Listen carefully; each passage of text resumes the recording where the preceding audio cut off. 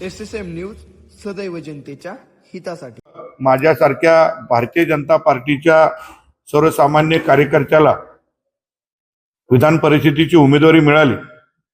एकतर मी संघटनेत काम करणारा कार्यकर्ता आणि ह्या संघटनेतील काम करणाऱ्या कार्यकर्त्यांना या ठिकाणी भारतीय जनता पार्टीच्या नेत्यांनी कार्यकर्त्याचा केलेला सन्मान असंच मी मानेन। भाऊ दादा काय सांगाल, एकूण जिल्हा परिषदेला काही जो कुरघोडी झाल्या होत्या एकमेकांच्या विरोधात भाजपकडून शिवसेनेचं असेल राष्ट्रवादी असेल हे दुखवले गेले होते, आता असं असताना आता ती उमेदवारी तुम्हाला मिळाली आहे, भाजपकडून उमेदवारी मिळाली, हे दोन्ही पक्ष तुम्हाला साथ देतील का? काय महायुतीचे जिल्ह्यातील म्हणजे सातारा जिल्हा असेल सांगली जिल्हा असेल दोन्ही जिल्ह्यातील महायुतीचे नेत्यांना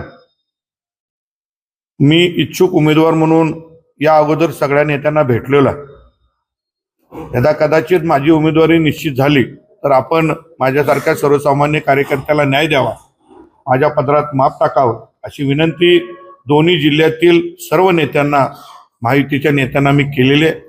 आणि आपण जो प्रश्न विचारला जिल्हा परिषदच्या कुरघोडीचा, तो जिल्ह्यापुरता मर्यादित विषय असतो। ही राज्याची निवडणूक आहे आणि महायुती जो निर्णय घेईल तो या ठिकाणी राबवला जातो असं आहे। त्यामुळं मला नाही वाटत की आता जी आमच्या नेत्यांची नावं घेतली महायुतीची, सर्व नेते माझ्या पाठीमागं ठामपणे उभं राहतील असा मला विश्वास आहे। मी आता सुरुवातीला सांगितलं की तिकीट का मिळालं, तरी सुद्धा इतर मातब्बर सुद्धा इच्छुक होते या तिकिटासाठी, तर तुम्हालाच तिकीट का दिलं गेलं, काय तुमचं? नाही बघा, कार्यकर्ता म्हटलं की सगळेजण त्या ताकदीचे त्या लेवलचे।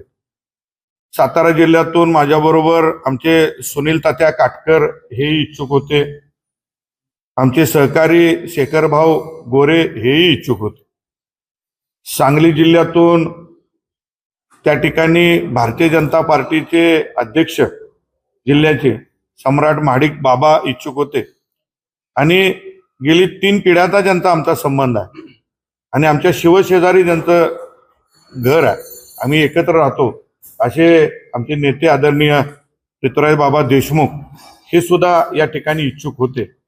परंतु तिकीट कुणाला तरी एकाला मिळणार होतं। आम्ही सगळे एकमेकांशी तिकीट मिळायच्या अगोदर सुद्धा बोलत होतो आणि ज्याला तिकीट मिळेल त्याच्या पाठीमागे ठामपणे उभं राहायची भूमिका सगळ्यांनी घेतली होती। शेवटी आम्ही भारतीय जनता पार्टीमध्ये इच्छुक उमेदवार सगळे काम करत होतो। भारतीय जनता पार्टीचा जो निर्णय होईल त्याच्या पाठीमागे ठामपणे उभं राहायचं हीच शिकवण आम्हाला या ठिकाणी संघटना म्हणून दिलेली आहे आणि त्याप्रमाणे माझी खात्री आहे की मला तिकीट मिळालं नसून आम्ही 4-5 जण जे इच्छुक होतो ते उमेदवार आहेत असं समजून सगळेजण काम करतील असा मला ठाम विश्वास आहे। जिल्हा परिषदेच्या निवडणुकीच्या निमित्तानं खरं पाहायला गेलं तर नाराजी आहे का, तर आहे। मी जरी म्हटलं की नाराजी नाहीये तरी नाराजी आहे।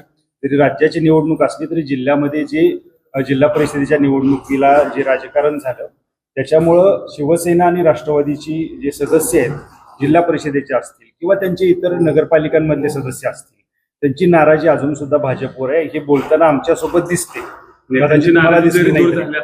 तुम्ही कशा पद्धतीने ही नाराजी दूर कराल, कारण निवडणूक ही तशी मोठी आहे। सातारा जिल्ह्यामध्ये गेली 32 वर्ष मी एक सामाजिक आणि राजकीय क्षेत्रात कार्य करणारा छोटासा कार्यकर्ता, अनेक पदावर मी काम केलेलं आहे आणि त्या माध्यमातून जिल्ह्यातील सर्व छोट्यामध्ये सर्व पक्षीय छोट्या मोठ्या कार्यकर्त्यांचा माझा संपर्क आहे, संबंध आहे। सगळ्यांशी माझे वैयक्तिक जिव्हाळ्याचे संबंध आहेत आणि त्याच्यामुळं या सगळ्या गोष्टीवर बोलणं झालेलं आहे, चर्चा झालेला आहे आणि सगळ्यांनी या ठिकाणी झालं गेलं विसरून जाऊन एक दिलाने काम करायचं ठरवलेलं आहे आणि त्या पद्धतीनं मला खात्री आहे एक कार्यकर्ता म्हणून जी भावना सगळ्यांच्या मनात असते ती भावना या ठिकाणी माझ्यासाठी सगळ्यांची चांगली राहील अशी मला आशा आहे आणि सगळेजण एक दिलानं काम करतात। महाविकास आघाडीचं काय आव्हान म्हणतो? महाविकास आघाडीचा आता उमेदवार कोण पुढे येतोय काय अजून त्याच्यावर काही विचार केलेला नाही। धन्यवाद।